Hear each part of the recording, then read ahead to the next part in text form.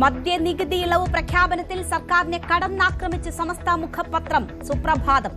വീര്യം കുറഞ്ഞ മദ്യം, വീര്യം കെട്ട നയമെന്ന് മുഖപ്രസംഗം. പ്രതിപക്ഷ ആരോപണം ഗൌരവതരം. ആശങ്കകൾ പരിഹരിക്കണമെന്ന് പാണക്കാട് സാധിക്കലി തങ്ങളുടെ ലേഖനവും പത്രത്തിൽ. പിറക്കട്ടെ ലഹരി മുക്ത ഗ്രാമങ്ങളെന്ന് തലക്കെട്ട്.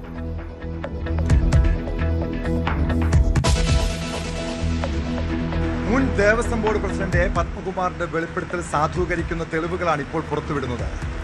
നിയമനത്തിന്റെ മാനദണ്ഡങ്ങൾ പൂർണ്ണമായും അട്ടിമറിച്ച് മേൽശാന്തി ചുമതലയിലെത്താൻ ED പ്രസാദിന് CPMന്റെ സഹായം ഉണ്ടായ എന്നതാണ് പ്രധാന ചോദ്യം. അതിനാരൊക്കെ കൂട്ടുനിന്നിട്ടുണ്ട്? ദേവസ്വം അധികൃതരുടെ ഒത്താശ ഉണ്ടായിട്ടുണ്ടോ? പുറത്തു വരാനിരിക്കുന്നത് ഞെട്ടിപ്പിക്കുന്ന വിവരങ്ങളാണ്. ശബരിമലയിലെ വൻ കള്ളത്തരം പുറത്തുവിട്ട് ന്യൂസ് 18. നിലവിലെ മേൽശാന്തി ED പ്രസാദ് നമ്പൂതിരി നിയമനം കിട്ടാൻ സമർപ്പിച്ചത് ഒന്നിലേറെ വ്യാജരേഖകൾ. ദേവസ്വം ഉദ്യോഗസ്ഥരും കൂട്ടുനിന്നു. രേഖകളുടെ സാധുത ഒത്തുനോക്കാതെ ദേവസ്വം ബോർഡും. ഉടൻ ഇടപെട്ട് Devaswom board president K. Jayakumar ആക്ഷേപം പരിശോധിക്കും. പുതിയ മേൽശാന്തിയെ നിയമിക്കുമ്പോൾ കൂടുതൽ ജാഗ്രത കാട്ടും.